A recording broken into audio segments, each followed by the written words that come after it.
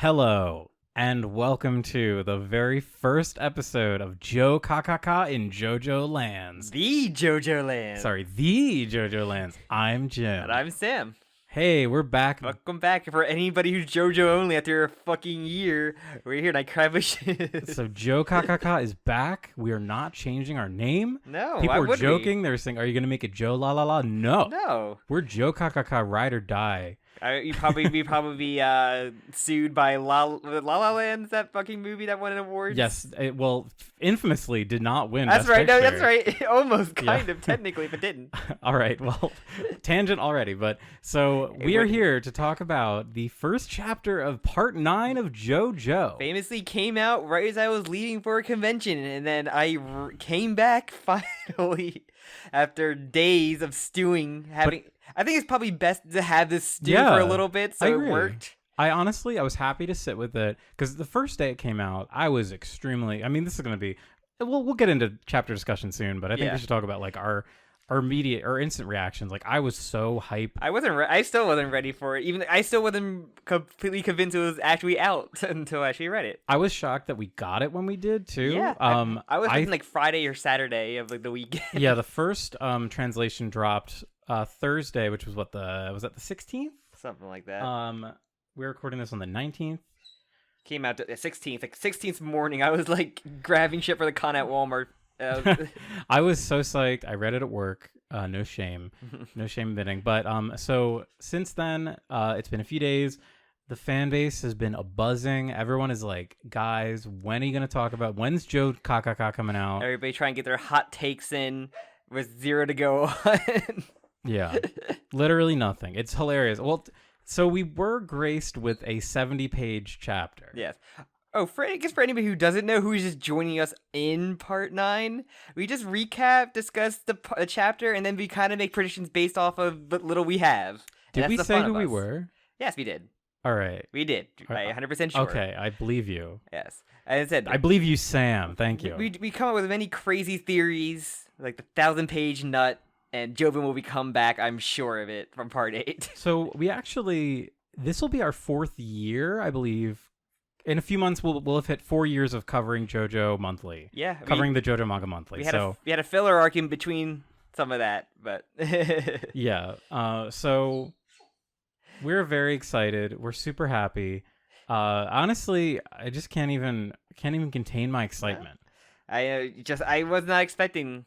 I still can't believe this is one of the things where like we heard the title, like it never came out anywhere after that for like a year, and I just said it's crazy, especially just having a first chapter of like for the first time ever. Because when I got into JoJoLands, when I caught up, it was at like the family tree being revealed, essentially. It's like chapter 17-ish. It was like 17s, 20s where I got caught up, and I read that chapter when it came out at a Katsu, like one of my first KatsuCons. It always fucking syncs up to KatsuCon. Always finds a way, and yeah, it's just kind of crazy. Which I would love to just do a go back and kind of just read all chapter 1s of all the parts and kind of like do like a ranking of I was them. thinking about that. Just going back to like using my memory of what chapter 1s are. They generally feel, chapter 1s of mangas are generally a little longer. Yeah. They generally cover... It's supposed to be like the pilot for a lot of it. Like an extended chapter. Yeah. This one was so strong in my opinion. Oh yeah. Of course there's so much hype. You have to like contend with all the hype. But... Yeah. You're gonna hype it up no matter what, especially just seeing for what we had like leak out or tease, which is all character pictures of, oh, I thought this funny hot dog man was gonna be the villain of the week because he seemed like that, or like it was all judging a book by its cover. Essentially, was all we had to go on. It's very funny to see where half those things ended up at. So, should we get started then? Well, I have or do you have anything else to go? Before we discuss the chapter, there's one thing I wanted to ask, actually. Mm-hmm. So we have opened up a Patreon, and we were wondering if anybody wanted to donate. That would be super considerate. We were talking about it. Currently, we don't have any like plans for extra like bonus content. It's more of a tip jar than anything, but you will get a maybe we'll do have a shout out of all the patrons in the credits at the end, or maybe we'll shout one particular person at the beginning of every episode. Yeah, so if you Name appropriate, of course. So yeah, I think we'll do like an end credits thing. But yeah, so if anyone's interested, we're gonna try this out. We thought it'd be fun. If you want to make a Patreon name and say Alex Geek loves the Kappa as your Patreon name, we have to read it. As long as there's no bad words in there. All right. That's enough e-begging. Let's get to the chapter. All right. So yeah, JoJoLands. The JoJoLands. So Sam, where does the JoJoLands take place? Well, first there's like that little art of like all the. Yeah, it's a little like kind of a primer for stands, just kind of explaining what stands are. When Rocky has like one of those like exhibits, he always draws a bunch of like I guess miscellaneous stands. Speaking of miscellaneous stands, Ebony Devil being included in this is like probably one of the weirdest choices. Just stab him. I feel like he could not have chosen a weirder stand to include. One of the first ones, one of the earliest stands. He just loves the guy. He loves a guy who's gonna shank you, like a real Little Feet kind of guy that's just gonna ready to stab you, like that robot from Futurama. Stab you, yeah. But yeah, I like how it's also credited to a certain mangaka. I read all the translations that are out right now, which I wanted to shout out. All the different translators. All of y'all are MVPs. Seriously incredible. Just going back to when we started. Well, we started reading JoJoLands at slightly different times, but or they're very different times actually. Yes. You started a lot earlier. We only really had the Hiwa Mato Noboru scanlation group. Yes. But since then, there's two more. There's Dog Park, and there's oh my gosh, I always forget the name. I have the We Need More Yankees. Yes, so, who picked up a lot of the demonic heartbreak. Yes. So I think they're probably still the main translator for that, which is cool. So yeah, I think just from like a information preservation standpoint, I think it's interesting. Just because I remember there's a lot of there's real people behind this. Like this doesn't just appear overnight. Like of course Araki creates this, but yeah, and then the people who read it end up crashing the website to read it off. That was very funny. But yeah, chapter 1, Mechanism. I have a lot of thoughts about that title. Yeah. Well, yeah, we'll get there when we get to that thing. But yeah, so we get to kind of get the story of Jodio Joestar, a boy who's going to become rich in the subtropical islands. Excuse me? What did you say his name was? Jodio Joestar. Jodio Joestar. Yes. Jojo Joestar is gonna pop, or Jodio Brando. Jojo Brando. You're gonna be the villain at the end. His shadow self. Yeah, that's really funny. The real self. But so we get this gorgeous 2-page spread that has a close up of Jodio himself, which I believe we saw as key art that was released earlier. Yes, that was like the original one. At least the boat was. They both actually were. The boat suspiciously only having the two of them on there. It does, and also I know bear with me. I know it's literally chapter 1, but I have so many ideas about the finale already. I want you to note like how they're like heading towards a volcano. Like write that down. Write that down. They're heading volcano. Get the corkboard ready. Get your pictures. Your string. My timeline.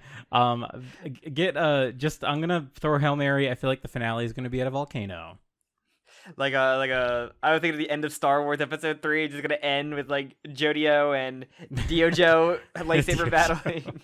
I love Diojo already sticking on our heads. But so yeah, and his so one thing that I was kind of curious about, and I read all the translations for it, was because this first line I wasn't sure if it was him narrating or if it was like a sort of third person narrator, but the same guy who's talking about breaking a curse. So well, no, yeah, I know that. Because that was specifically Yasuho, and in this, after reading it, and reading the rest of the chapter is from his point of view. Yeah. So I would say that this is because this one is written as this story of a boy becoming rich in subtropical islands, but another one was this is the story of me or my story. It shifts definitely way more to his perspective at the time.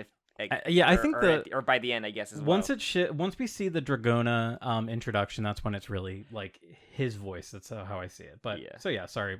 This is, folks, buckle up. This is it. Like we've been dry on JoJo content for years. We've been having to go through like Attack on Titan and Chainsaw Man and what's it called? Evangelion, a lot of stuff we've been going through in the meantime. So we're finally back. Yeah, so Back on, and we're going in hard with dirty cops. Oh hell yeah, that's very similar to beginning of part 2. Corrupt cops, yeah, it really the Joseph Joestar connection. Corrupted racist cops, and these are just same sex pest cops more so. It's the same story every time. It's always the same evil cops in JoJo. So one thing I want to say also, truth is scarier than fiction. it's true. But so we're specifically on Hawaii, on the island of Oahu, in the city of Honolulu. Yes. Which is crazy because I saw people when they released the there was kind of like a character art that went out of like all the characters in this chapter, and somebody zoomed in on the cop's badge and was able to determine by the color scheme, or no, by the design only, that it was Honolulu. Like they did the research. It was insane. Like, I mean, I try and pretend like I know what I'm talking about when I talk about JoJo. He really could have been a security guard. It was like a patch for like a school or facility or something. No. But no, they enhanced it. They literally did enhance. That's great. I fucking love it. But yeah, so the cops come in. The cops roll the window. Music's blasting. JoJo's eating an egg. It looks like some kind of egg rice dish. I did look it up to see if that was like what's like a Honolulu special dish. I couldn't find anything. I don't know. It just looks like he's eating breakfast. And this cop's a little bit of a close talker. He is, and one thing I love is like Rocky gives like all the breathing sound effects. Yeah, like he's like, but so yeah, we have JoJo and Dragona. Yes. Driving a truck with surfboards. Yes, and they were allegedly swerving around the roads, and he just is like, "Why you pull me over?" And they'd be like, "Step out of the car, ma'am. Step out of the car." He'd be like, "I don't know why I'm stepping out of the car. Tell me what I did." Like, step out of the car. Yeah. Well, also I do want to say, so there's a funny name drop of so they have a fun, like, immediately their relationship is really playful. Like, there's a joke where like Dragona is like, "Oh, was I like really swerving too much?" And and JoJo is like, "Yeah, you were jamming out to Dua Lipa," which also I'm gonna say. Tell me about Dua Lipa if you know. Dua Lipa is like one of those famous modern stars, like a TikToker. I can't tell you the song name. You probably have, not a TikToker. Probably not. Her music's very famous on TikTok. Okay. But I will say I'm checking that off on my Funkic Bingo card. I have most modern music reference, and Dua Lipa is the most modernist that you could possibly get to a music reference. So also, I like seeing Dragonia kind of go through how you kind of do being nervous, like scratching the steering wheel and everything. Yes, and I really love this detail. This is such a great what's like a tangible detail of how her stand works. Or how you act when you're like nervous when you're driving too. It's a great and it's a really great like connection, because like it not only it's how she works, but it's something she's doing subconsciously, but it's also how she gets her stand to activate. Yeah. And the whole idea of a stand is supposed to be like part of your subconscious. So I think that's really awesome. Like, also on JoJo's cup, is that like the hand that's usually on like the hat of Jotaro? It kind of does look like that, doesn't it? Is that like a Jotaro McDonald's? Do you think he started alt universe Jotaro started McDonald's? Yes. The story of a man opened the first McDonald's in Hawaii in the year of our Lord 2020s. Also, yeah, important to specify. We don't know exactly the year, but it must be 2022 or 2020. Well, between 2021 to 2023. Past couple years. Because COVID is explicitly mentioned as this racist police officer. So, but he's breathing. Dragona's like, "Ew, I'm worried about COVID." Also, but so during that as well, we learned that JoJo is 15 years old, like Giorno. Yeah, I know. I got big Giornos from this. It's like evil Giorno somehow. It's like, I'm gonna sell these drugs to these goddamn kids. But I like him already. I like him more already. There's so many of like the crying Giorno, like, "No, you can't sell drugs to children." Like, Dua Lipa. But yeah, and then the COVID drop as well. And then we get he pulls the race card, I guess, before Dragonia could. Dragona. Okay, but yeah, that's interesting. He does. So okay, I made a tweet when this came out, like about how there seems to be like Araki's like stacking as many like cultural American touchstones from the past 3 years that he can, because we have a COVID-19 drop. We have a like a racist or a sort of police brutality, which leads to like sexual assault. We have very public sexual assault. Yeah, it's extremely public. We've got did I said COVID already? You said COVID. But there's a few other things. Oh, Uber is mentioned. Yes. A little bit later. It's really funny how he just like stacks like all the. Oh, also we haven't really talked about in the TikTok the Dragona in the room. We'll get there when the narration actually talks about it. Yeah. But so yeah, like it's almost like Araki's just like, I'm gonna hyper condense every crazy like controversial theme that I can in this, which is so funny to me. I think that's really funny. And interesting. You don't really see that in JoJo too often. And then we get the police brutality. Slammed on the car. Not really listening to what the person's saying. I have to say, this immediately to me sets like a really strong setup for Dragona's character. Yes. And it also sets like a really serious tone too. Like, this is we're not just shown JoJo being an asshole, being a criminal, being a bad guy.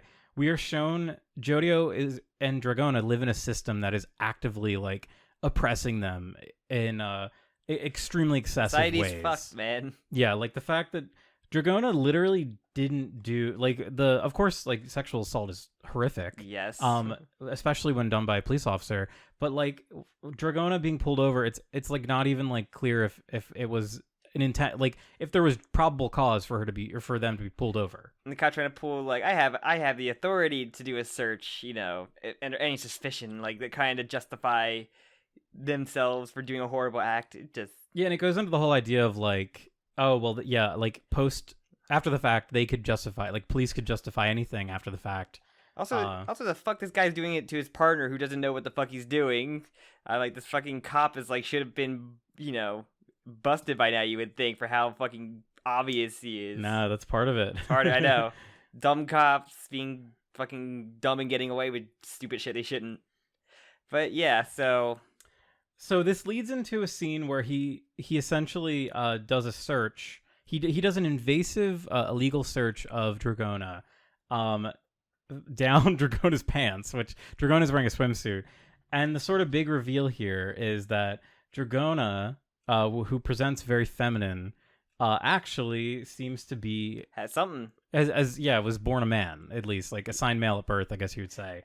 As the cop goes, you're this just keeps getting better and better, like it's just ridiculous to see like this fucking reaction he has. Yeah, it's also Araki does the pure just evil, like this cop goes full like pure evil in a second. It's very much like part 2. It's like the cops that Joseph fights in part 2 are so comically evil. Yeah, they like go. The one is like literally 400,000 pounds too. He's like humongous and disgusting. Yeah, and being like a racist man in the 1920s or 1930s, 30s, like yeah. same racist kind of.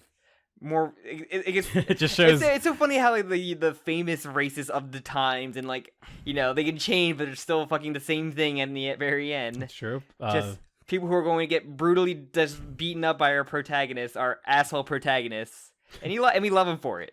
Yeah. If it wasn't for Joseph, we wouldn't have Senator Smokey. That's true. We didn't really mention this too, but the reason why we kind of bring up the racist angle is because Dragona does appear to have darker skin.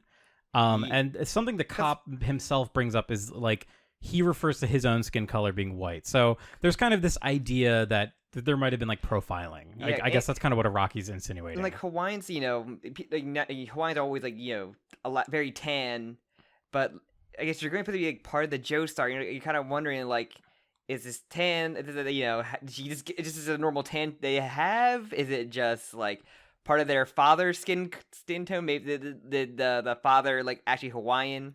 We don't know if they even have the same father. Yeah, we don't know. The narrative implies that they do. But they had the birthmark. Yeah, they got it from Holly. Not Holly. What's her name?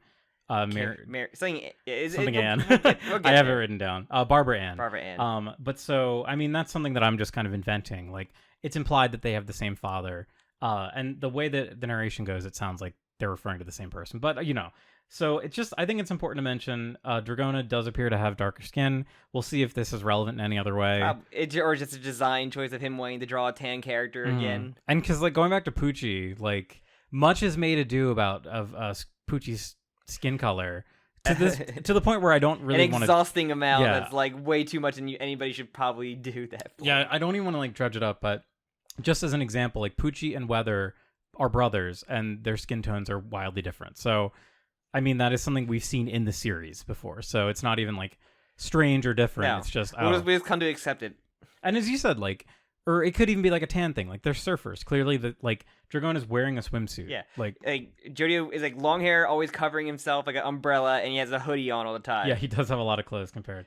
Because there's like a duality thing going on. They have like different things going on. But yeah, so JoJo confronts him. He's like, "Take your hands off my bro."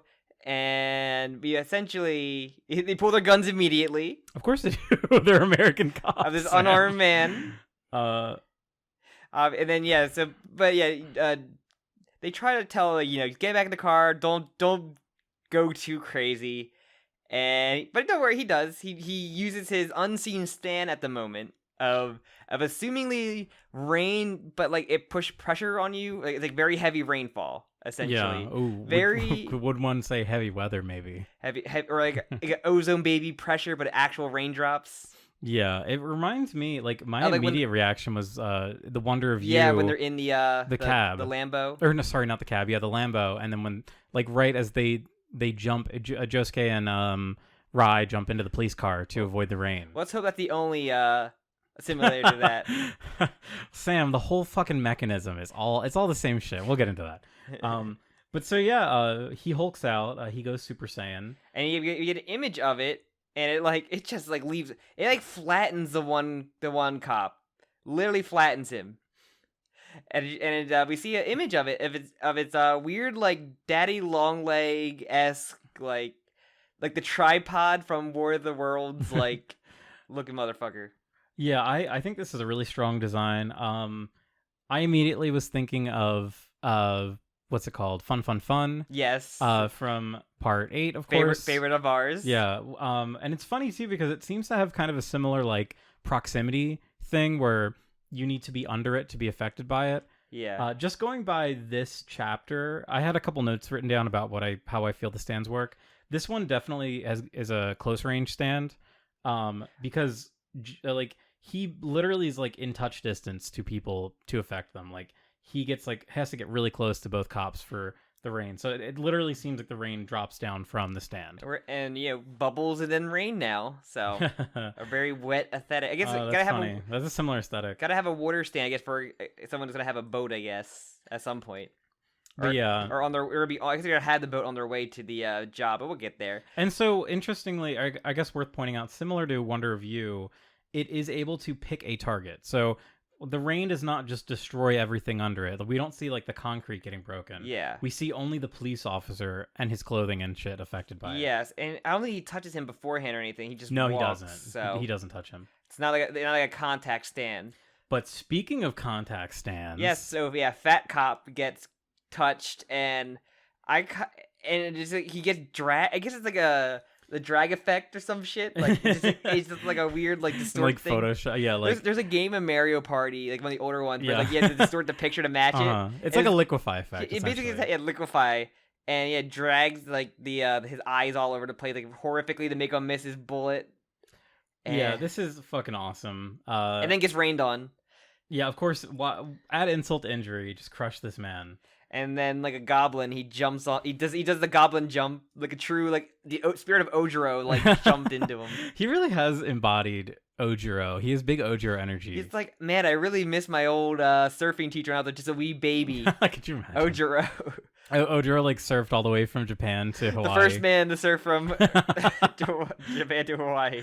And then he died like an idiot. But yeah, he just does just beats the shit out of this like flattened man. Even though it looks like the body's flattened less, like when you see him like from far away, like. But yeah, presumably like the stand effect is deactivated. But yeah, they drag him off of it, and then they dispose of or I guess JoJo disposed of the evidence. This feels almost like a part 5 moment to me, where like the like speed at which things happen are so quick. Like Dragona like turns around and the car is like already like fully engulfed in flames. Oh, I'll just quickly change the license plate. And I'm like, okay, that's a thing that makes sense with the stand that we'll see getting in later on. I I guess like a multiple stand or like a hive mind stand, like just a multi like functioning like little troop stand, like Sex Pistols and everything. I believe people refer to them as like colony stands. Yeah. Or your group stand, maybe. Troop stand. Troop stand. But yeah, I love this one. This is so fucking cool. In my opinion, this is like the best way a stand can be done, where like it doesn't really, it kind of ignores the laws of reality for like the maximum effect. Like we see immediately Dragona is able to like shift this guy's face, which not only does they like shift the eyes of the police officer, it causes the police officer to shoot all wrong. Like it's like he's still seeing through those eyes, and it threw his aim off. You know what it reminds me of? Like Oingo's stand, but if it actually was a stand, it could do it to other people. Essentially, it could just like, warp your face to whatever, and like, but actually being used for like body horror now. But and also additionally, it can like basically take anything. It seems to like just be able to manipulate matter. Yes. In any way, because Dragona takes the it peels off of like the license plate number. Yeah, and also they were able to like doctor the license. So I'm assuming what happened was they probably stole the car and the person, the car from the woman that has that license, because Dragona talks to the police officer, and they're like, "Oh, you could call like this car's in my name," basically, kind of thing. So, but yeah, it just shows like Dragona has like an like Omega level stand. Yeah, to use like X-Men terminology. It's a hot pants meat spray of a very multi-use little stand, and it's like somehow better. It's more limited because Dragona like literally needs to touch the object, what like they can do anything. Yeah, we haven't got to the Iraqi it can just do this now kind of phase yet, so we still have room to wait to see, you know, that soft and wet went through eventually. Yeah, we'll see. I feel like it's funny because JoJo's stand feels like it has such little room for growth or experimentation, whereas Dragona's feels like it could do anything. Like, given the proper situation, Dragona's stand could do almost anything. It feels like these are all stands ready for a heist, essentially, which we get teased for, but... Specifically Dragona's, it's like perfect. And then we get the first shot of the birthmark on Dragona, too. Yes, crazy. We got... It's funny, there was so much discussion about, like, having Part 9 have, like, dual protagonists, like a brother-sister combo. But the JoJo be the sibling is great. I love that. We honestly... All the marketing focus has been on JoJo, but Dragona is, like... I feel like there could be, like, a big reveal about Dragona being, like, the true JoJo of Part 9, you know what I mean? Like, what if JoJo died? Like, how crazy would that be? And, like... like you legally change their name with Smooth Operator, and just like now you're a Joe by using your stand. Oh my god! What if you predicted that now and it happens 4 years later? Turn that D into a J. Jagona. Wait, but then you have to be Jogona. Jogona. You're gonna die. You're gonna die, Joestar. Motherfucker.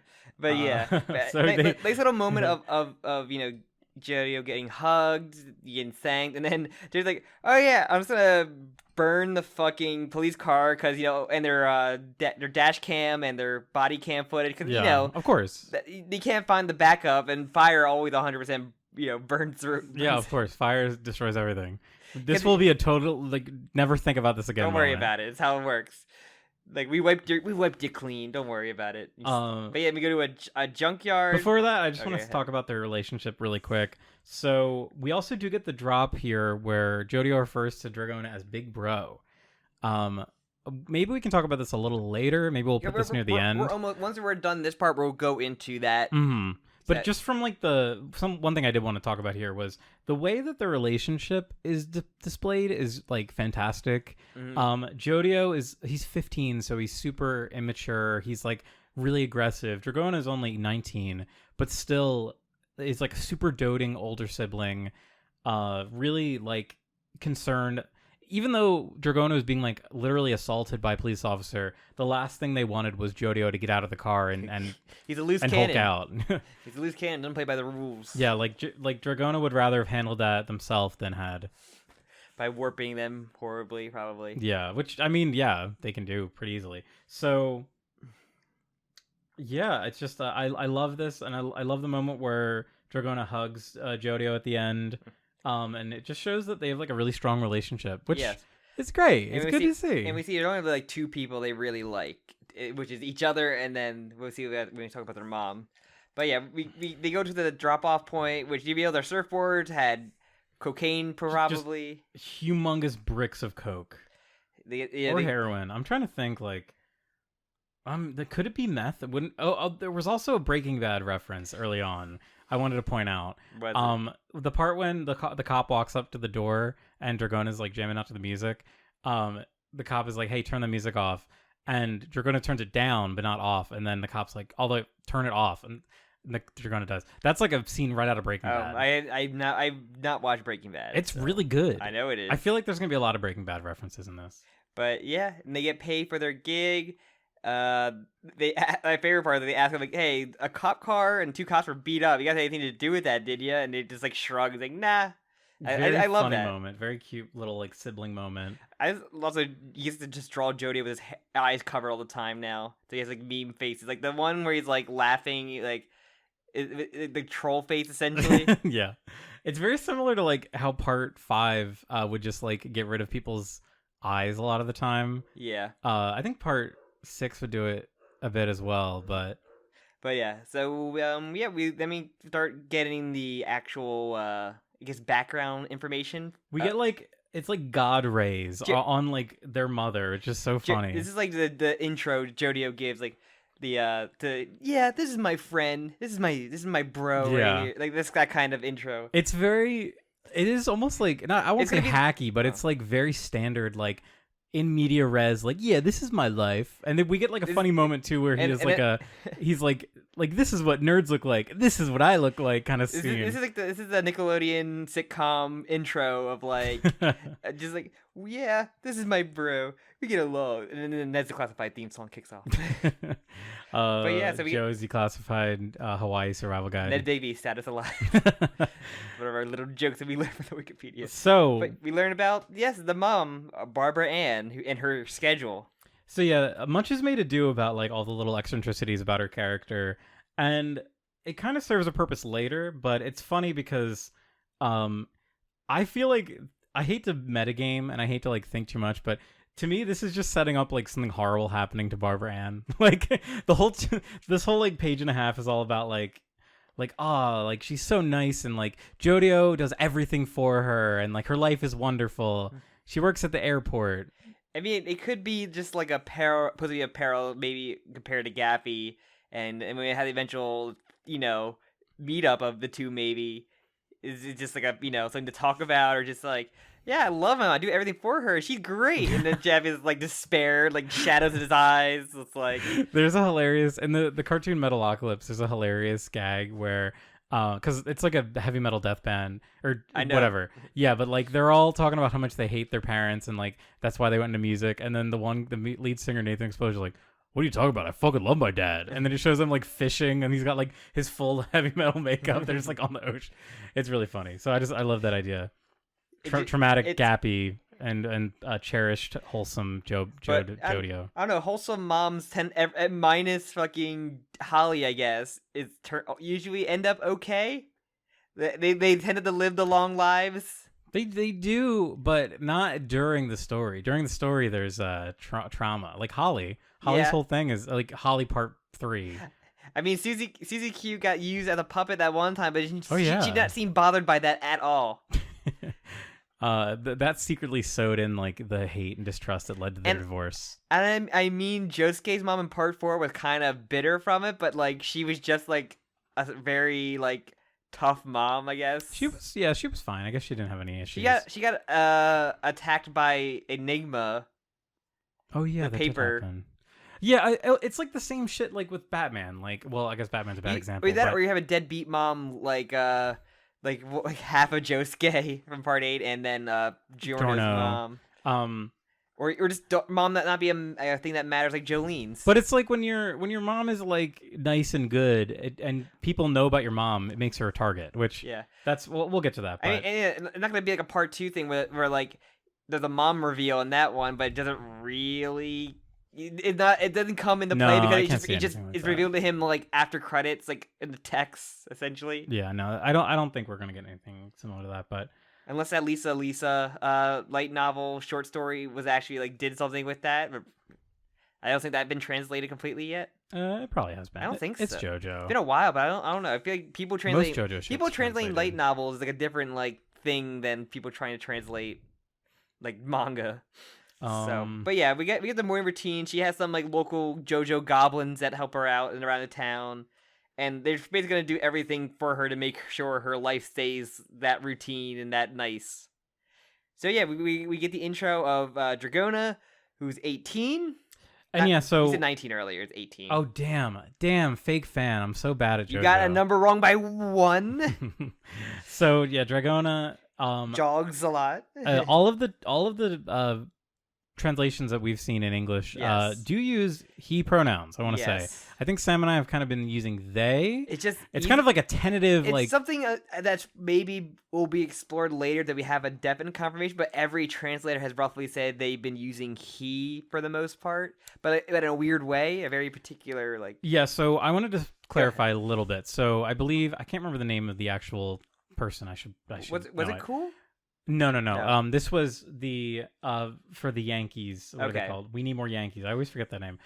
They did like a little Tumblr blog post that went into Dragona, and ultimately the only characters that like refer to Dragona using any sort of pronoun are Jodio and Dragona. And Jodio only says Nissan, which means big bro, which people are making a lot of comparisons to how in part 6 Hermes is often referred to as Aniki, which in Japanese Aniki does kind of mean like it's kind of like a male friend sort of.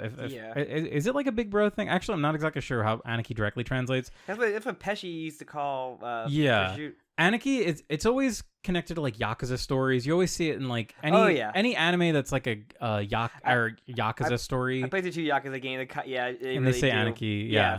Your blood. Essentially, it means blood brother. But it's generally used to mean masculine or male characters. So the fact that they did it with Hermes is kind of like a little.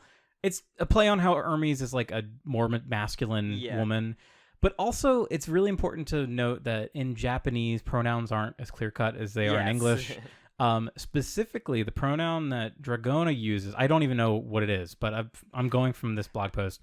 The pronoun that Dragona uses is essentially something that women and more like effeminate identifying men use. Okay. So it's kind of up in the air whether or not what this character would choose to go by. We basically got to hear more from what Dragonia says in the future. Dragonia. Maybe the new thing I'm going to get fucking wrong all the time. I am under con collapse right now. Excuses. Let me be. Let me get used to these character names. So yeah, so all they eat is watermelon for breakfast. Interesting. Loves to go jogging. Yes. They do yoga, of course. So also, yeah, this little like mantra they have is I'll never push myself too hard, but I'll never give up either. Yes. Which is good, and I feel like there's a lot of like parallelism with Jobin. Oh my god, I'm gonna say Jobin a million times. Hey, I'm not the only one. It's gonna happen a lot. So with Jodio and Dragona, where Jodio is like this more rash, hot-headed character, and Dragona seems to be more cool, more mature. And I think that's a really clever way to take this, because one of the problems with part 8 was that it was mostly just Gappy kind of rampaging. He's also a guy who, even though he's probably like 18 official, like, by the age he still doesn't know because his memory isn't there. Mm-hmm. And his guides were like a very confused teenage girl or college girl and a horrible person. Yeah, Rai should not be a role model in any way. But so I think that compared to Gappy in particular, where he didn't have someone kind of balancing him, because Yasuho just did not exist for a lot of like the final part of JoJoLands. So I really hope that these characters don't get separated. I want Jodio and Dragona to stay together. I don't want Dragona to die. That's what I'm saying. I'm worried it's gonna happen. It's like a sibling thing, but with like Bruno and Giorno, where like Bruno should probably guide Giorno more so. But even though the entirety of part 5 was just, whoa, look how cool this 15-year-old is. I'm an adult, but he's rad. He's literally the smartest child I've ever met. Oh my god. That's actually a really good comparison. Because Bruno is like more, he's older, he's more mature, he knows like how the mafia system works. He's a capo, I believe. Yeah. Or he becomes one.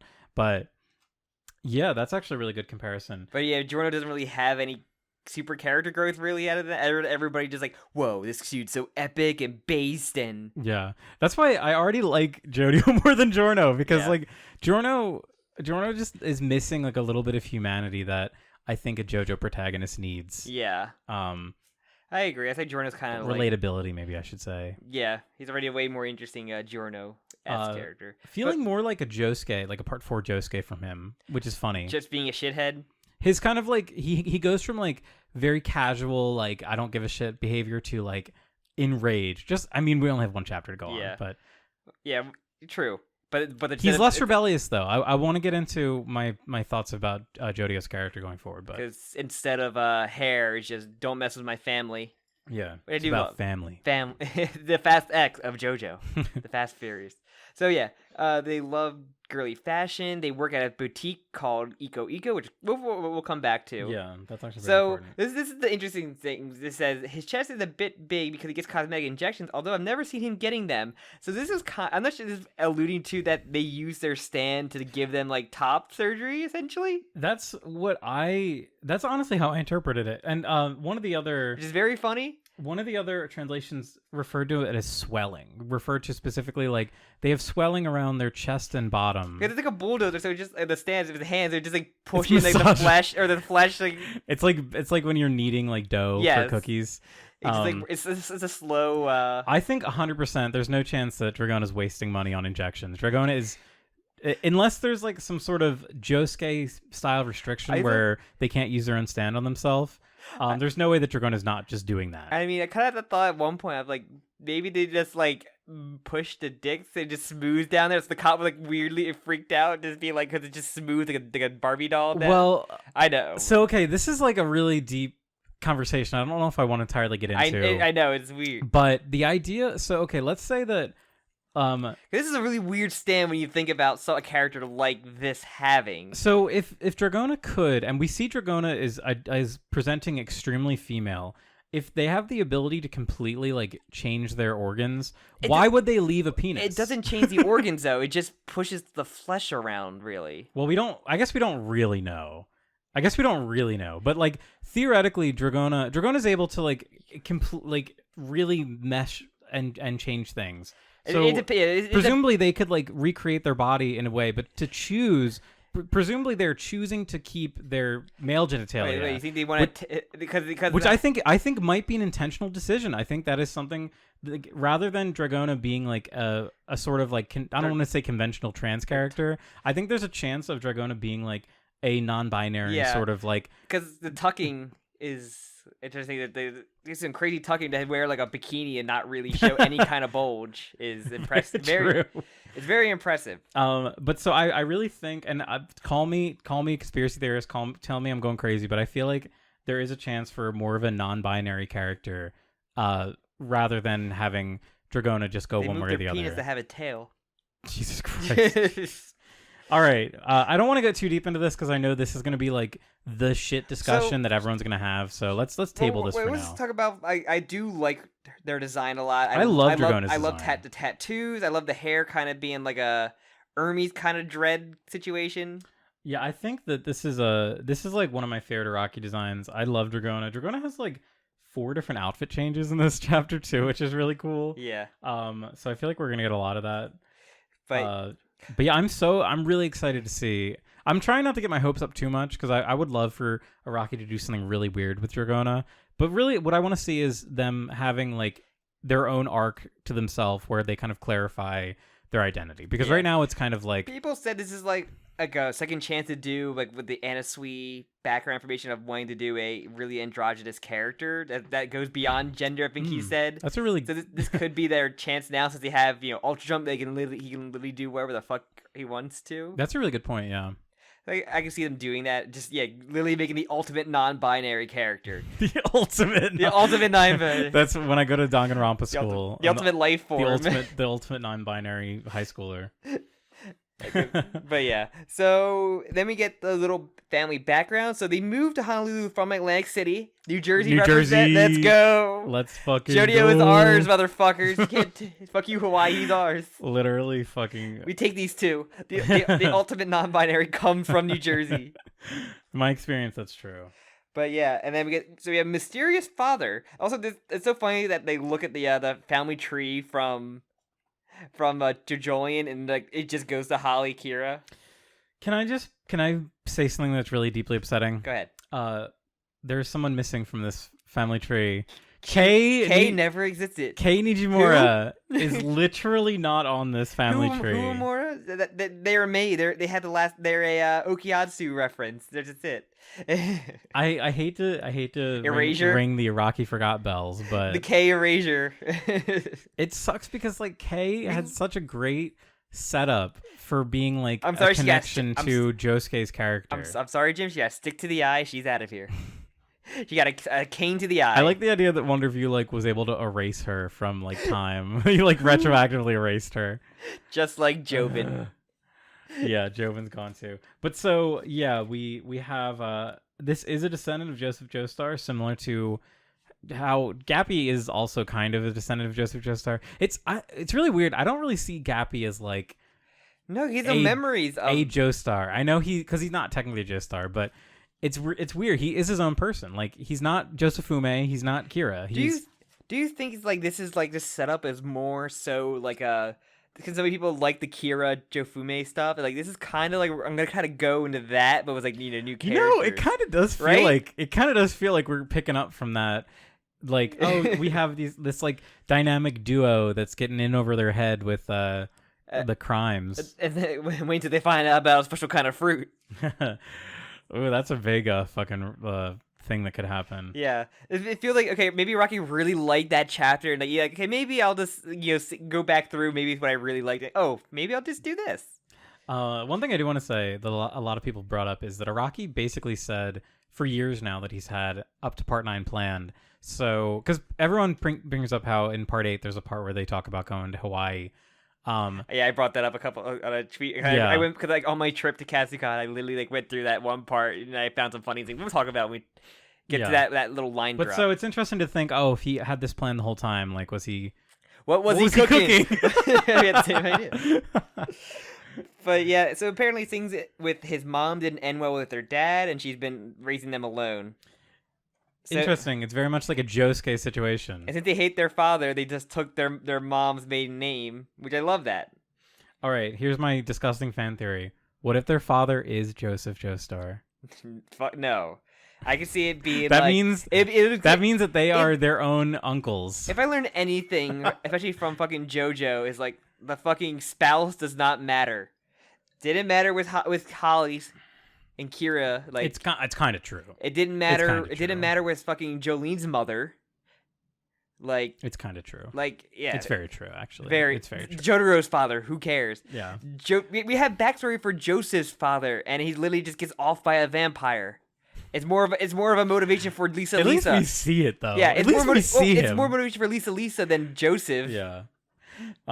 Like it's just like half the parents end up not mattering in JoJo. So unless the fucking father is a descendant from Diego, that's the only thing that can possibly matter. Like Diego fucked one of the many women that were on him during that race at one moment. In that one, he stopped the world, fucked the woman, and then tossed her off. Like my child will continue in this world. All right, what if Hot Pants created a womb outside of her body and a meat womb, and just threw it in like a ditch somewhere? Kept the sperm in a meat spray.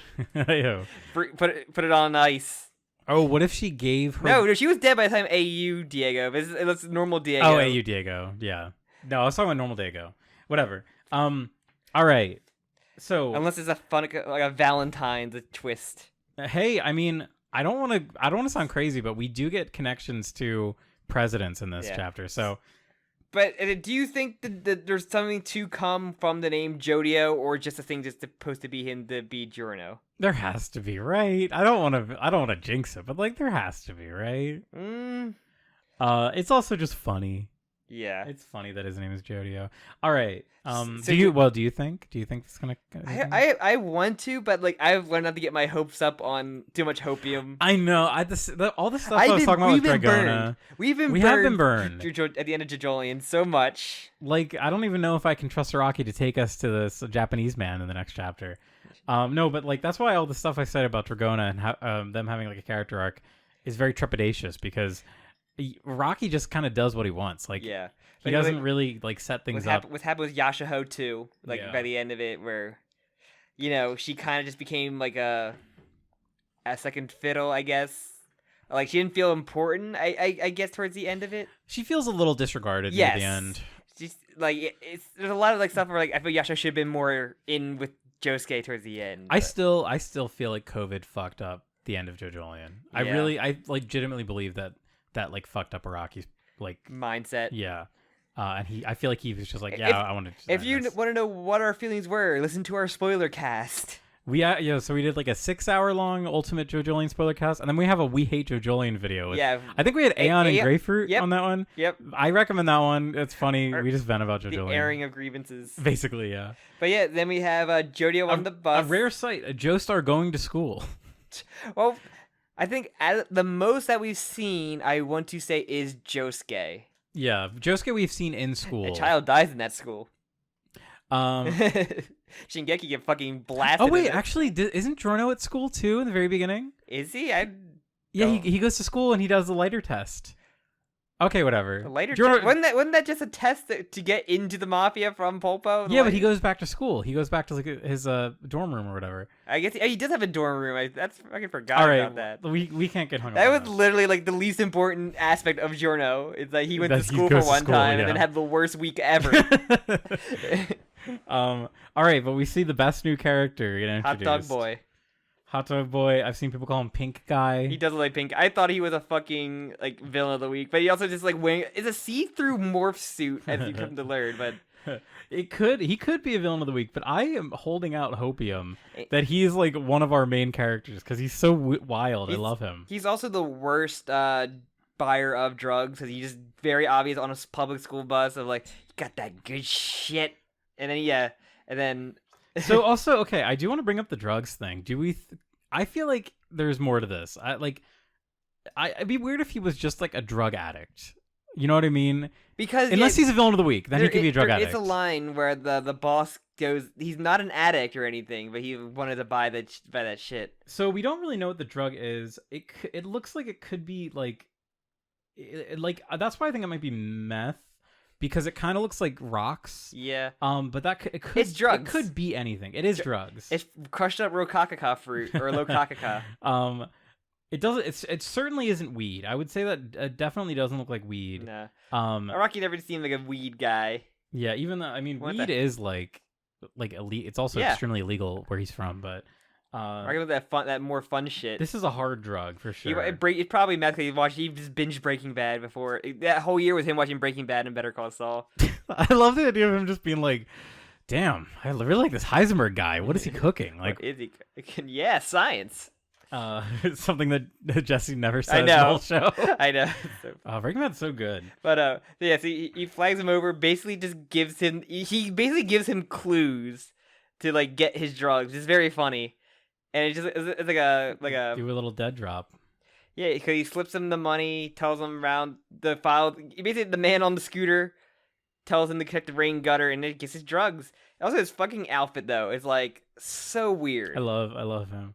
I love his like hair spikes. He has like shorts also over like his. Oh my god, you're right. It is skin tight. You can like see his hairline. Yeah, you can say it's a see-through skin suit, but he's also wearing shorts over that skin suit and a weird like. I don't know how to explain his top. I can't. I don't think words can really. It's like a weird dress, like a very low dress. He's wonderful. I love this guy. I fucking love this dude. Very, very interesting. Also, they have a statue of President McKinley. I'm not sure if you want to talk about the... I did do a little research. President McKinley actually got into a fist fight with Funny Valent. No, I'm kidding. I wish. President McKinley is... And presumably, this is a real school. I looked this up. This is like... it's called like... President McKinley... Or it's called... whatever his first name is. Michael... I think William McKinley. I want to say. Safe to say. I don't know. Whatever. I'm going to read a bit, William, but you talk while I look it up. Okay. Look it up. But it is like actually a real high school because I saw there's like a photo, that statue of McKinley. John? Is it John James? I think it's McKinley in the first Encompass assassination. Yeah, he was. It's William McKinley. Okay, you're right. So big old Willie McKinley, 25th president, which makes him 2 presidents after Funny. Okay. Funny was the 23rd, I think I have in my notes. So yeah, interesting connection. So maybe they were friends, maybe they knew each other. But yeah, there's like this is a real like high school. The reason why it's there presumably is because Hawaii was annexed under McKinley's term. He served for I think 5 years, and he was assassinated in 1901. Yes, which is weird. People don't talk about McKinley being assassinated. People don't give a shit about McKinley. That is cool with the other ones. It's not. Yeah, people love Lincoln. They always talk about JFK. People still talk about JFK. Yeah, but no one gives a shit about McKinley. Was Teddy Roosevelt that got shot before his speech, did his speech, and then just got surgery afterwards? That is true.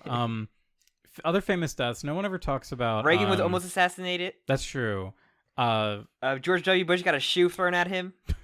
Very dangerous. Very dangerous. I think that wasn't like I forget where that was, but that journalist is like a hero. People love that guy. If the guy from Austin Powers threw that shoe, he'd be decapitated. Is it William Henry Harrison who died shortly after being elected? Yeah, sickness. Yeah, he got like not polio. He got pneumonia, I believe.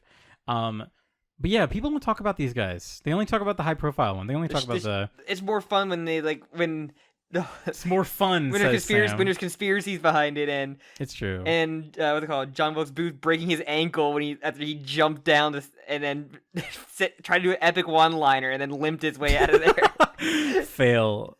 He rolled a natural 1 after he took the shot. He rolled a natural 1, and Lee Harvey Oswald rolled like a natural 20, and with like. Essentially, two opposite sides of the spectrum. Yeah, that's really funny. So, yeah, we see the massive unit that is their principal. That I guess is like the Popo equivalent. I was thinking that too. I immediately thought of Resident Evil, Lady D. What's her name? Demetrescu. Yeah, I haven't played it. Lady D. Really funny. Which I love how they kind of like seed her in early, and she's like presumably like extremely important. Yes. To their lives. And. So we get the intro to Mechanism, but before that, he basically has. Wait, sorry. One important thing we missed. When Hot Dog Man tries to like talk to Jodio on the bus, he does say "Aura." Another one for my fucking bingo card, baby. All right. You don't count it until he actually does I have an Aura, Aura barrage, so he does say Aura. I haven't had a chance to even look at my bingo board, so. Well, you better look. Because I'm fucking winning. Before we get to the Mechanism rant, we basically get his origins are basically very similar to Giorno, where he got into crime low, but himself was more so just the little kid gave a teddy bear full of drugs or money, and just did it as a kid. Like, no, I never you gave me money. I just stayed quiet. It's all you need to do. It's an easy job, and they liked me for it. Yeah, he's a gopher. He calls himself a gopher. All he does is he's like a delivery boy. Yes. Which I think is, I do have kind of like a rant that I want to delve into about the whole Mechanism thing. But... we talk about, what do you think of Jodio's design though? Because we haven't really got a good chance to really like talk about his full design now. I have to say, initially when I saw the first versions of it, I wasn't really a big fan of it. It didn't really feel like it stood out too much to me. But like seeing him like in his like environment and seeing him drawn in all these different ways, it's starting to grow on me. I like him. I love the hair, the earring, but I love like the hoodie. I like a good hoodie. I'm not sure if he had the hood up ever in this, but other than that one cover. But I love having a hoodie up design. I actually do like his hoodie. I don't love the colors they chose for the cover. There's gonna be so many variants until one, I guess, really sticks that people like. I have to say, hold on. I just want to look at the colors really quick. This is such a long ass chapter.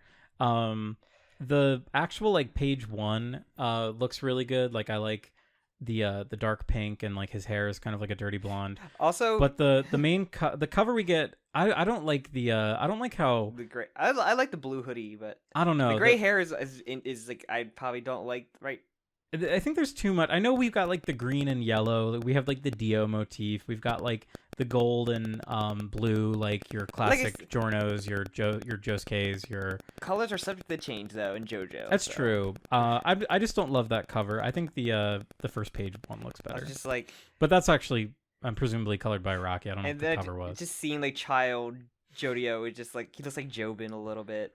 Yeah, he just looks like a Rocky child, which means like proportions are fucked. Like also, just an 11-year-old him is just like so shrunken down that he just grew in those 4 years like a madman. So oh my god, I didn't even realize that was only like 4 years ago. 11 years. That's when his first gopher job. But yeah, we talked about the strength in a Mechanism, Jim, but you can't see it. Yeah, it's kind of like it's not like a system. It's more like an ecosystem. It's not a mechanism, but it's more like a mechanism. It's more like a mechanism. So, all right, the new buzzword, I guess the buzzword of part 9 is gonna be mechanism. So I wanna just dive headfirst into this. Go ahead. So you had more to stew on and yes. view. So as you said, it's very similar to the flow. It's very similar to Calamity. And this goes back to like as early as like part 5. There's this whole idea of like a sort of like path that everything takes. Like there's like a proper path that fate takes. It's just kind of been repackaged under the flow and Calamity. It's more of like a negative thing. We see it, of course, in part 7 as well. But what's interesting here, and what I think is really, it's almost like more illustrative about the character himself, is that he sees it as like a machine. Like he sees it as like he's almost inserting himself as like a cog in this machine, saying like participation is what keeps everything going. Like he has this idea he brings up later, like that just by participating in the mechanism and keeping everything going, I'm guaranteed to have fortune. I'm guaranteed to get rich. Yeah. Which is not true. That is like a really silly idea to think that, oh, if I show up to work every day, I'm gonna become filthy rich. Like yeah, I'll eventually become a CEO, and the mechanism's gonna get me. And we haven't quite gotten there yet, but something that kind of comes up later when they're talking about the diamond job, the diamond heist, is he mentions this idea of like, I'm just a gopher. Like, this isn't my decision. Like, he's seeing everything. I know my place on the totem pole is not my like. Yeah, and I think that's kind of sad. Like, it shows that JoJo, he's almost constructed this role for himself where he's not supposed to do more than what he sees. Like, of course, as an 11-year-old, he was inducted into crime. It's a very heist thing of like, I go in, I do my job, and that's my role. And it's very Oceans where everybody has their specific role in the heist. Yeah, that's a good way of looking at it. But even from like a worldview standpoint, I really think that JoJo's character arc is going to be about like breaking out of this, like breaking the mechanism. Yeah, exactly. Like controlling, because right now he's essentially like, and he talks about himself, he's only someone that like receives orders. Like, he's technically just kind of part of the system. But I really think that, and going from like, I mean, Josuke's whole thing at the end was he was able to break the flow of Calamity. The Funny Valentine's thing was he wanted to control it. Like, I feel like we're gonna definitely get JoJo as two very different spectrums of that. Yeah, Funny and Wonder of You. Yeah, but it's the same kind of idea. It's like this, like becoming the person with agency. Like that's kind of what Funny Valentine's whole like take the napkin thing was. It was like you have to like assert your agency in the world, and that's something that JoJo's not really doing. No. And right now it's working out to his benefit because in the mechanism he does his crime, and then his mom is safe. Like, he's created the situation where everything's good. But I feel like we're probably going to see the diamond heist that's going to go bad, shit's going to go wrong, and his mom's going to be in trouble. Like we said, what's it called, with the whole cop thing, he could just stay in the car, but he went against the I guess the plan and just took it in his own hands, and it kind of broke that mechanism. That's true. It's also that's interesting though, because I feel like him rebelling there it's almost like also what he's supposed to do. Yeah, it's what he's supposed to do, but like, you know, he's not submitting though. He's acting. The sibling probably told him, like, if anything happens, don't do anything. Yeah. Like, you're gonna make it worse if you don't kill the cops. And he's like, fuck that. I'm gonna kill these cops and light their car on fire. So yeah, I feel like that's a really good comparison. That whole like scene where Dragona is in danger is kind of, in my opinion, that's kind of like a microcosm of what's gonna happen in the part. Yeah, like it's gonna balloon a little bit more out of that. His mom is gonna be in danger, and he's gonna have to do really drastic things to see what the enemy is really going to be at this part before we can really like decide how it can like pan out. Mm-hmm. So. But I really am so intrigued by this, and I can't wait to see what Araki does with it, because like just the idea. What will he cook? Yeah, what will he fucking cook? Just I really think that's a compelling idea of someone who has like created this like worldview for themselves where they are just a cog, like and then that's like a good thing. Like he thinks it's good. Like his whole thing about the mechanism is like he doesn't quite, and it's always kind of like something different. He's like, I guess I'm going to school for my mechanism is one thing he says, where because it's part of like the drug trade, and it's like how he facilitates his job. But, and I'm sorry to keep going off on this. You're good. We do get another page. So after this whole like mechanism thing, We were talking about the guy that like this and like this. oh well, like... that part's funny too. But yeah. So that's actually a good thing to mention too. Like he shows like, for people, even people that follow the rules, like they still get taken advantage of. Even though there's kind of like nothing really too different. It's just for JoJo, the mechanism is him recognizing like how to best blend into his community, where this guy is not doing it, and even though he's got good grades and he's like handsome or whatever he says about him, he's not like really meshing with the community, so they're rejecting him. Yeah. But he's a SoundCloud rapper and he poses and drinks champagne with ladies. Yeah. But then after he does this whole little thing about like his dream and he thinks he's going to become rich through the mechanism. This is a story about how I got filthy rich. Exactly. And we see him jumping toward an exploding volcano. More so of my theory that it's going to end with a big fucking volcano. It's like describing the filthy rich. He's like, I mean fat stacks of money, so like it's so fun. It's like how I would see how it ends, like the Giorno like ending of part 5, but just money stacks up everywhere, like gold bars. Like Breaking Bad, he lays on a bed of money. Okay, sorry, that was my mechanism rant. That's kind of, I feel like that is such a intrinsic part. We didn't really get it that early in JoJo. The earliest, or sorry, in JoJoLand, the earliest I can remember is when we have the whole like fruit parlor moment. To me, that's like when JoJoLand is really like shoving like the theme down to you, like, no, there's like a flow to this world. And when JoJo goes to the fruit parlor and says this is stupid and just leaves. But that's the frustrating part about it in JoJoLand, is it's like ultimately like the way to break the flow is by using the spin, but that's such like an abstract concept. It's like such a power-up moment rather than like using your own agency in another way. It's like, oh, I just have to go Super Saiyan and then I can break Calamity's flow kind of thing. I don't know. To me, that's why JoJoLand's ending kind of feels like a bit of a cop-out. Like, whereas like part 7's whole thing is about like collecting the corpse and like who controls this controls the world. Yeah, essentially like the fate of the world. So all right, that's enough about this for now. Enough about mechanisms. We're probably no more mechanisms. All right, now to Paco Lovelantes. Love Paco. He's 19 years old. Okay, thank you. But he was a chubby boy who got abs in 2 years. This kid is fucked up. This kid's body is fucking disgusting. It's a JoJo body, I can tell you that. It is very much a JoJo body. He's still in high school despite being 19 years old. It's very funny. And a horrible kleptomaniac. He's got the cum gutter, he's got the vagina bones, and also his hands. Normally when you stand up, your arms should like extend past your waist. His barely do. His arms at full stretch barely extend past his waist in this as a one panel. It's so funny. There's like a chunk of his ear missing from his dad. His dad bit a hole out of it. He has like it's like blood splatter on his eyes, like it's for the eye paint, I guess. I guess that counts for anybody that had like a eye tattoo or face makeup or something like that.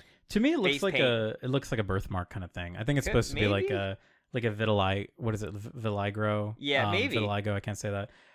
Just because how splotchy it is, it doesn't look like an intentional tattoo. Yeah, and so he has a klepto who swipes stuff with his muscles that can just grab anything.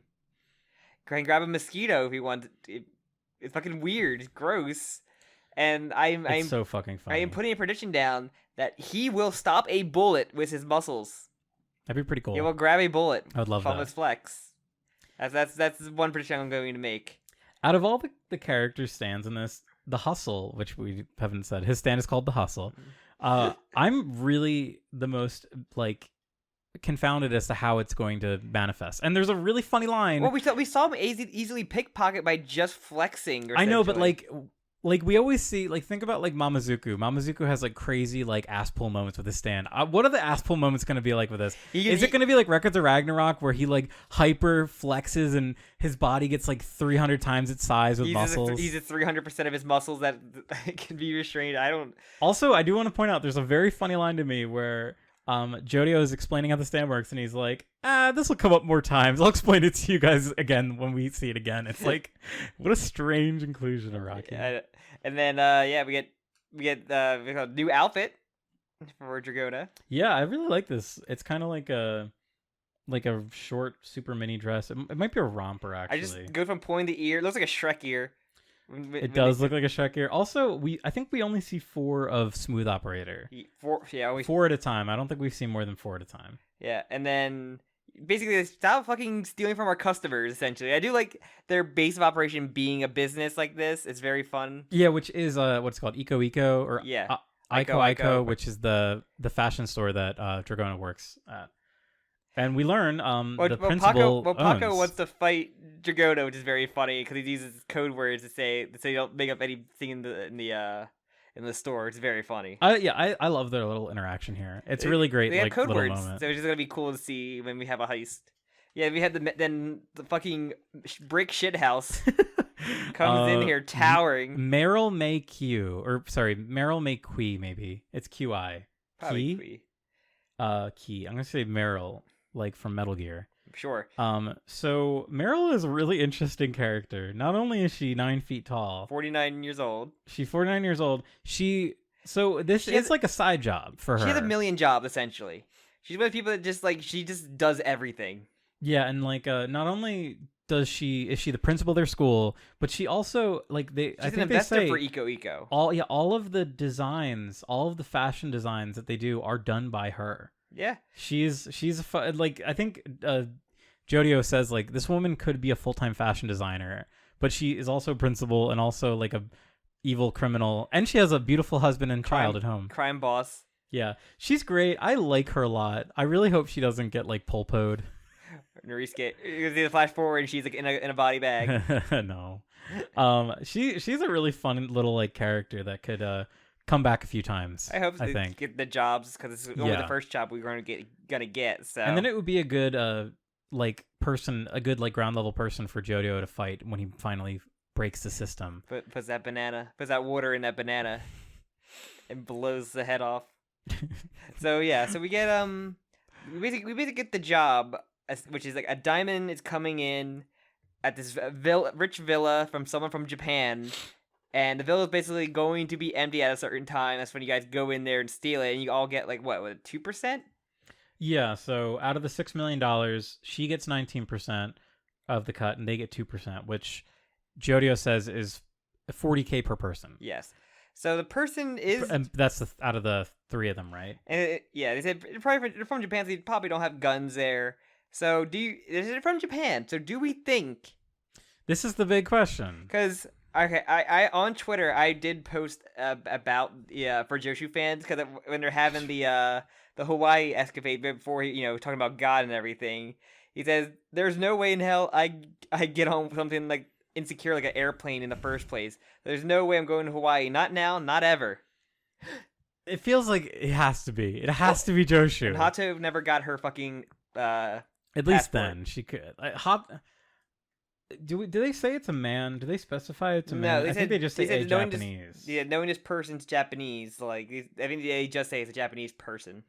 A single Japanese person declared this to customs. So there's a few. So there's a few likely things, and then there's always it could be no one. So, I'm thinking of a way. It's just there's no one option as you don't have to think too hard about. But if it is one of them, which one would fuck up a heist the most? Yeah, because the one line that I want to point to is, and it's been what 10, 12 years. Yeah, it's been 12, presumably 12 years. The one line I want to point to is that JoJo says it was good that we had 4 people, but it doesn't matter how many people we had. No amount of people would have been enough for this. So, because I have 2 guesses, but so one guess, Joshu of course, and we get some weird Joshu still being weird, tiny arm, disassembling them.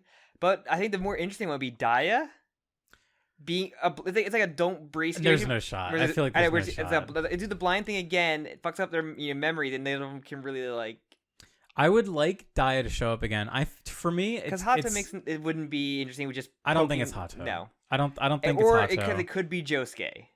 I feel like it has. I would put not money, but I would put more hope in it being Josuke or Tsurugi. Those are my 2. Tsurugi was what 11 at the end of more or less 10 or 11. So Tsurugi would be a an adult, like Yeah. especially by JoJo standards. Could be Tsurugi, yeah. Tsurugi would be Paper Moon King would be the great coolest. too, yeah. Tsurugi, in my opinion, would be the coolest. Josuke feels like the safest. Or no, I guess it would be like 11 years old. Would be the baby, the Mitsuba's baby. No, there's no shot. It doesn't seem like it'd be Mitsuba. That'd be fun.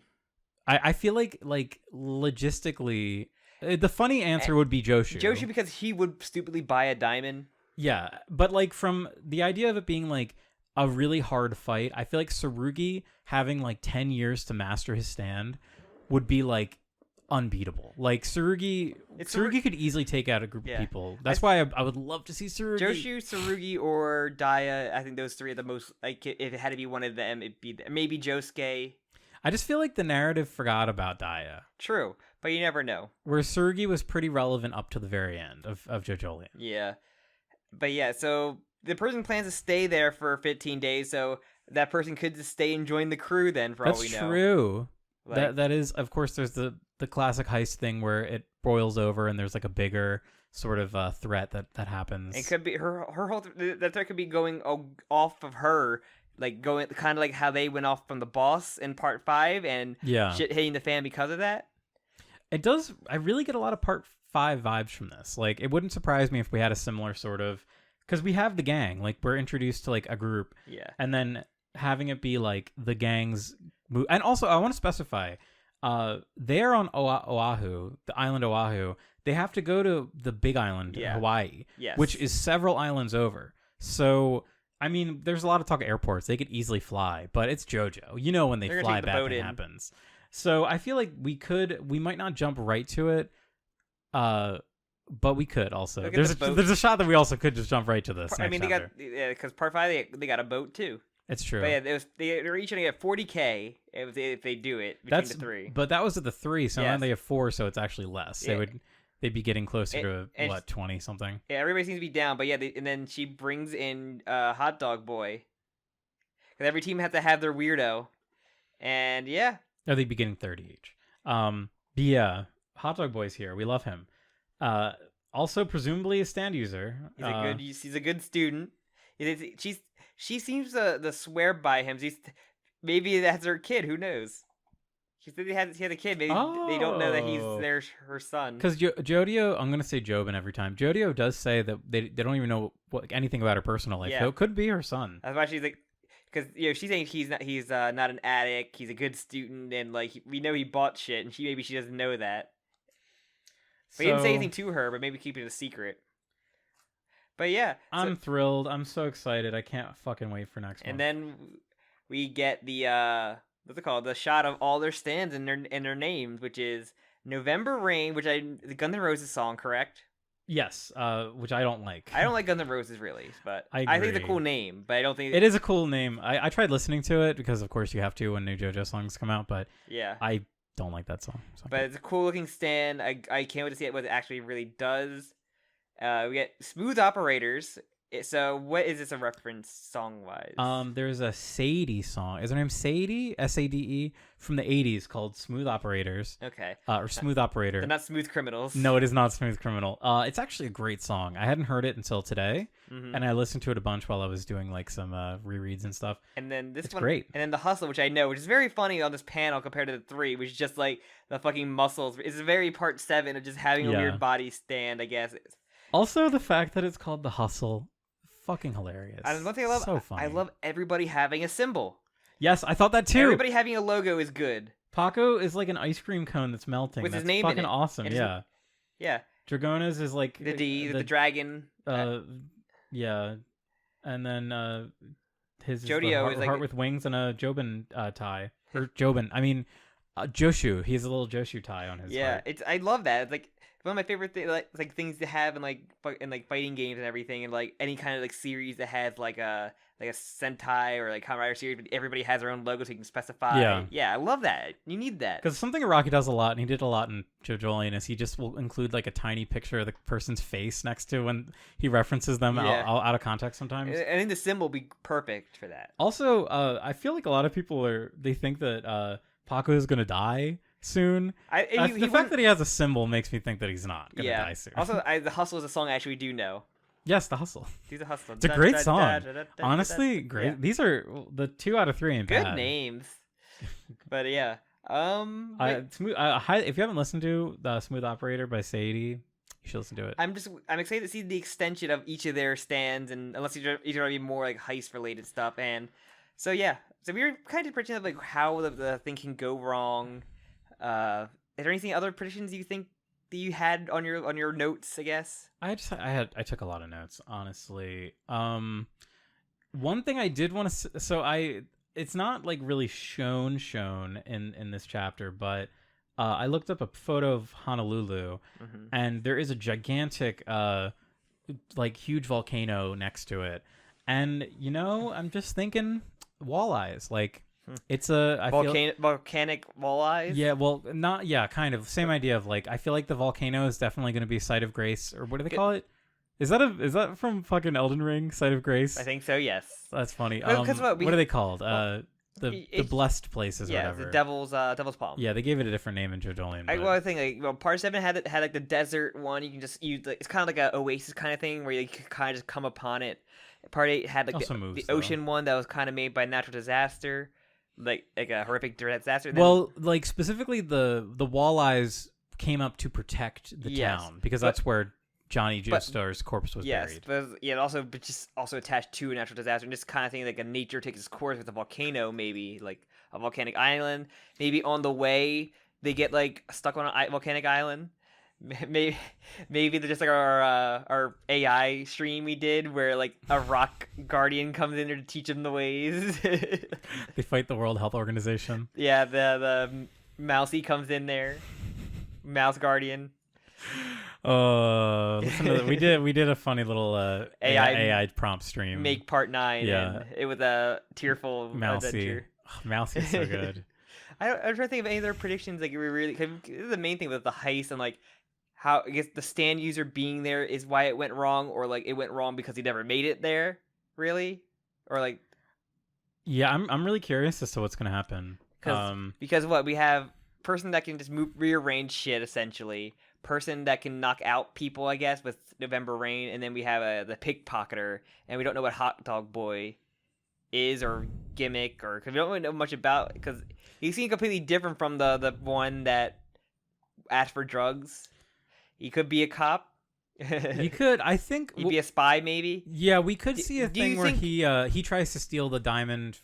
Like my idea is the reason why he's getting the drugs is because he has someone at home that needs them as like a painkiller. Maybe he has like someone who's like going through like a horrible like cancer. So if he steals a diamond and sells it, he can get a bunch of millions to save his mom who's sick. Do you think that's my this is the tinfoil hat shit that you get when you listen to JoKaKaKa. Yeah, we kind of just go unhinged with nothing to base off of. Yeah.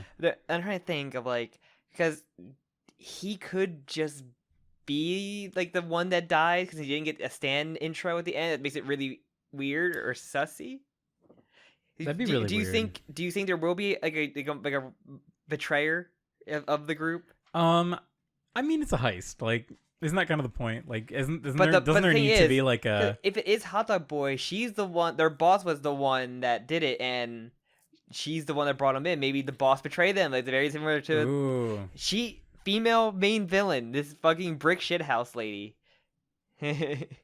So one thing too, like they all have stands. Yes. But does she? That's the thing. Maybe Meryl has a stand too. She probably recruited them all in a way. So because if it's similar to Part 8 where there's kind of like a maybe with a holy site, like maybe that's why people have stands here. Maybe with Hot Dog Boy, like we learn like how she initiates new people and maybe gives them the stand. Yeah. Maybe the eating hot dog was the stand giving. That's a good point. Yeah, it's kind of like a Jorno thing again, where we get like the initiation. Hot dog made by creatures that lived in or on the wall's eyes or some shit. Yeah. Well, we in JoJoLands we didn't get an answer why people have stands. They got bit.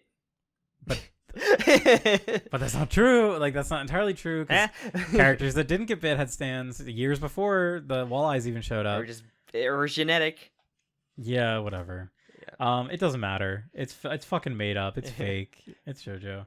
So, do you think we'll have any returning non-humans, Not rock no, like humans? non-Hishikatas, like non like Joestar family tree returners. Like, who would it be? Like it would have to be Carrera. or maybe descendants off of somebody. Carrera. Do you think Carrera would work so well though with this group? Carrera would be really fun. Like she'd be older though. She'd be older, but I think she'd be in her 30s. She'd be a good like her source in like this area or something. Maybe they go to Morio. What if it's Carrera? What if it is Carrera? It could be Carrera squatting. Carrera squatting. She said she would return. She did tell Josuke that she would return. Carrera would be the perfect like person that like fuck them over, but then just be like, "Oh, you're making money? I'm joining you because it's money. Because I'm a fucking goblin." Yeah. Because this has been the age of female trash goblin characters in like media, as we've gotten with Chainsaw Man and like Konosuba's also a whole bunch of them. It's true, and we love those. People had loved seeing goblin me female too. characters. I love them as well. We need like the female equivalent of Ojiro is her. So do you think? Oh, I'm so excited about the future of JoJo. I'm trying to think like the heist goes wrong. Is it primarily going to be the heist, or do you think we're gonna get? Do you think we're going right to the heist, or do you think we're gonna get like roadblocks on the way? We'll probably go right to the heist, but I hope we do get roadblocks. I want more time with these characters. I want at least two chapters. That's actually a lot to ask, but I want to get a whole chapter where we dive more into Hot Dog Boy, because I think we could get like a initiation style. Here's how we give you a stand moment, or the first fight is a stand like, oh shit, we're on a boat. None of our like stands, part 5. Yeah, none of our stands are really combat. Hot Dog Boy, and then he has a gun stand. It's not the hot dog gun. NYPD Blue. The hot dog bullet.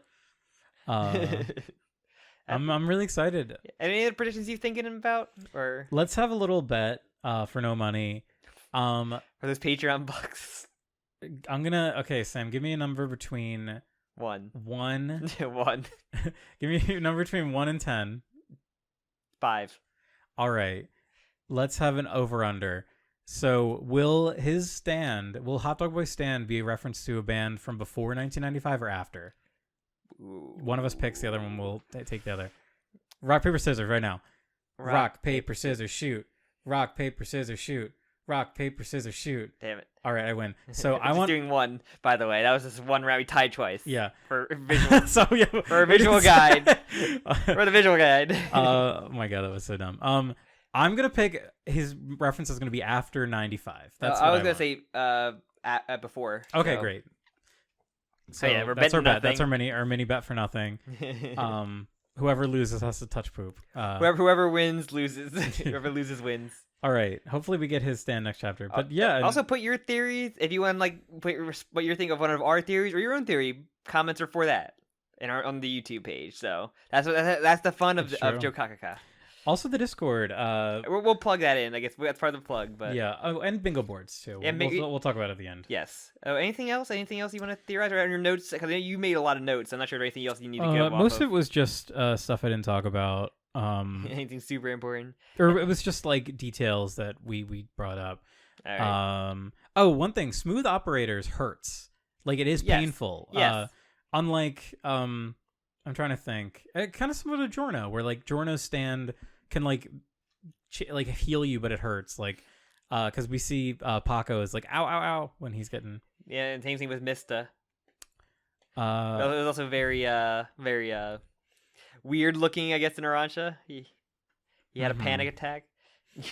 Anything else? I think that's really yeah. I think that's everything. All right. We kind of talked about it, but like, I really want Dragona to get an arc. Like that's for me. That's the one thing that I'm like. I'm so curious about Dragona as a character. I feel like I know more about JoJo right now than I know about them. If we have our squad, our main squad right now, I have good hope it's not just Mamazuku just appearing like towards the 3/4 point and then just having the backstory at the very like end fight and then not really mattering. Like, yeah, I think we're in a better spot for that. Mamazuku's Like we're in example, sort of Crusaders. They got each one like a little bit on, but like we kind of got an arc for everybody. Even Iggy had an arc because he was progressive.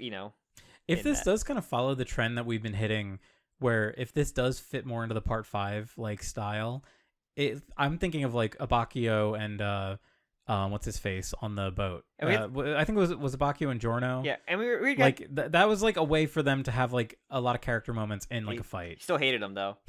But we have you know what Paco's and Dragona's like relationship is. Now we gotta see what Paco and JoJo's relationship is like. So. Yeah, because really we've only seen JoJo with Dragona, and how both of those react with another person as well, just like at the group, and especially with a new person that are probably like not super trusting, especially with how obvious Hot Dog Boy was on the bus, and him probably not trusting him completely because he's kind of the idiot, but he could be like the lovable idiot for the team.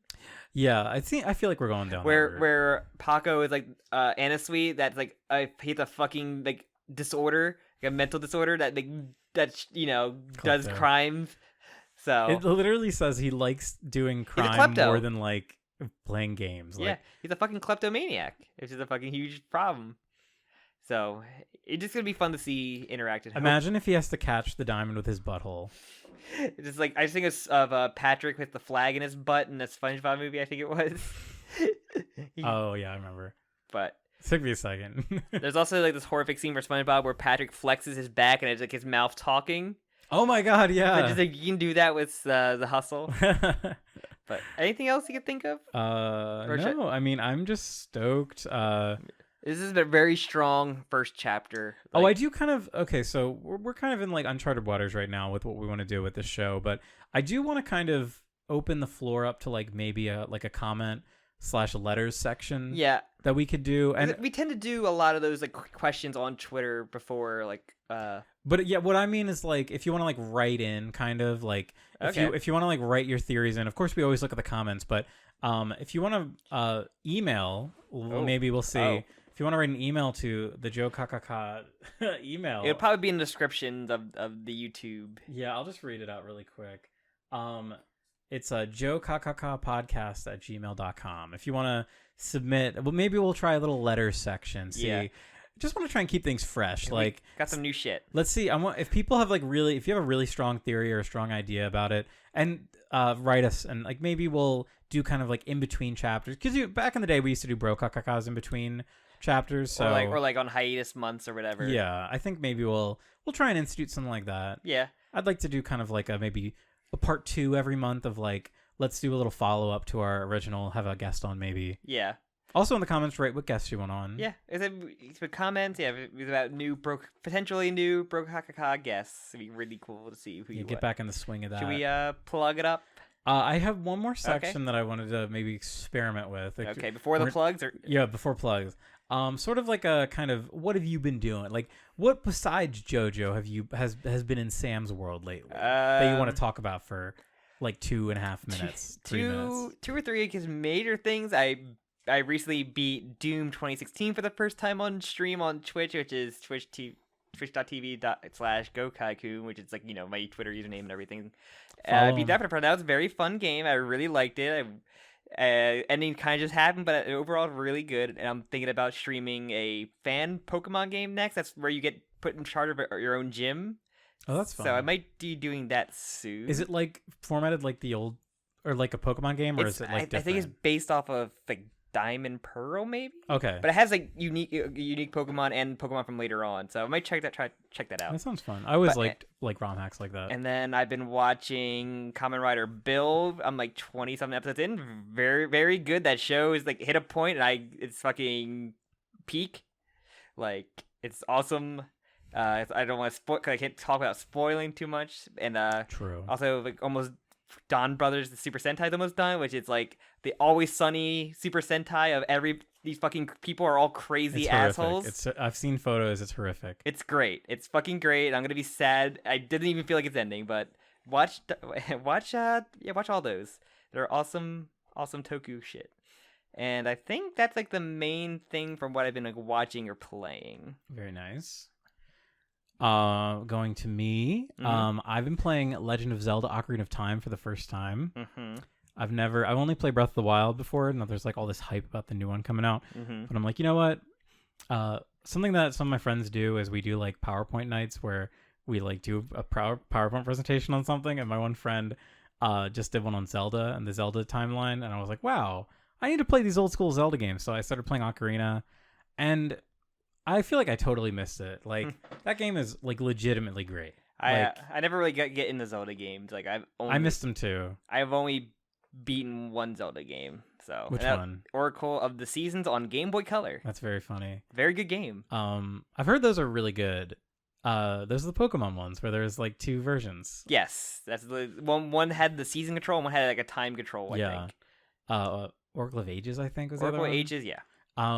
But yeah, Ocarina of Time, it's like crazy. It's very hard too. Like if I played this as a child, I would have given up after like the first fucking dungeon because I would not have been smart enough to realize like what the game wants me to do. Yeah. But yeah, it's been really cool to go through that, and I can't wait to play Majora's Mask next. Yeah. Very excited. That the mainly you've been doing? Honestly, yeah. I've got my dog. She always wants me to do shit with her. I also been playing a lot of Marvel Snap, which is actually pretty fun card game. So been having fun with that. I'm always very afraid to get into card games. Yeah, get into the Yu-Gi-Oh hole like I did. And one last thing. I've been watching The Last of Us show. Yeah. It's been like super rocky for me. It feels like it doesn't need to exist, but then one of the episodes was like legitimately incredible. Yeah. And I was like, you know what? Maybe this kind of justifies its existence. I never really get into Last of Us. I think with like the discourse of it just makes me like not want to even like put my toe into any kind of it. So, but yeah. Anything that it then? Yeah, if you want to plug it up. What am I plugging? What are we plugging? What am I plugging, Jim? This is the gimmick. The Jim has to tell me what I'm plugging up. Ooh, what could be plugged in this chapter? There's no holes. No holes like come to mind. And plug the missing part of Paco's ear. There we go. Plug up that giant gaping hole in Paco's ear. Well, thank you all again for listening. Again, like we said, you can leave a comment, you can like the video, subscribe if you haven't, or just follow or review wherever podcasts are available. If you're feeling generous, check out our Patreon. Yes. And if you like what we do, give us a little tip or whatever. That'd be cool. We will put we have our Twitter in the description of me, Jim, and the podcast in general. We have some other videos as well. Very soon, we're going to have Attack on Titan back. In March, God. We're going to have Attack on Titan, final season, part 3, part 1. Get ready. Because if you don't know about that, Jim's read it all. Anime only, so we Sam doesn't know how it ends yet. Yeah. I don't know how it ends. All I know, it just ends bad. So. I can't wait. And then I think we need to wait till like October for it to finally end. It's going to be fucking brutal. And then they announce, all right, guys, actually, we have a movie that's going to come out. God, kill me now. And then, what's it called? I think it's an hour long, right? This little the special's an hour, or for part 1's an hour. It's gonna be such a fucking blue ball. I know. And then I said the Twitter. He said the Patreon, and you can also join our Discord as well, which is going. I think we're kind of gonna be revamped. It's being revamped a little bit. So if you dipped out of the Discord, because it was like too big and like there's too much going on, check it out. Like soon, we're gonna be slimming it down, keeping discussions more focused. Yeah. We want to really. Like just be about like JoKaKaKa and like JoJo. Like we don't really need like 10 million channels. Yeah. Like everything. And with that, I think that's everything, right? Yeah. Let us know what you think of the chapter of having JoKaKaKa back. Are you excited? Do you hate us now? I'm gonna have to get used to saying Patreon and email in the plugs now. You're adding 2 more plugs on there. Oh my Jim. God, your life is so hard. And a shout out to we got a bunch of new we got the new logo and everything. Oh yeah, thank you for mentioning that. Just one last shout out, one last plug in the people that helped us. I actually did want to plug one more person. Because if you don't see the Gappy is gone because thank you Promello for doing the Marvel vs. Capcom 1-esque of me and Jim's face together. Alex Yeek and a Kappa together. Finally. One of the fucking comments we had on Twitter was literally like, "Oh wait, is that Alex Yeek?" But yeah, thank you, Promello. We love that. Also, want to shout out P Milk Art on Instagram. You can check them out in the description. They did the coloring for the thumbnail, which I super love. The colored version of November Rain. Okay, and with that, I guess. We'll see you around, if you're just doing this, the 19th only, or around the 19th, I guess, for March. Yeah, in about a month, we'll see you. It's so weird to think that we're back on that monthly schedule. I know. When it comes out, me and Jim are at work, we have the papers fly over the place, and we have to, like, find a time to sync up. But shouldn't be as hard as it used to be. No. So. All right. Thank you so much. We'll see you next time. Yeah, join us next time on our quest through the JoJoLands. Glad to be back. Bye. Bye-bye.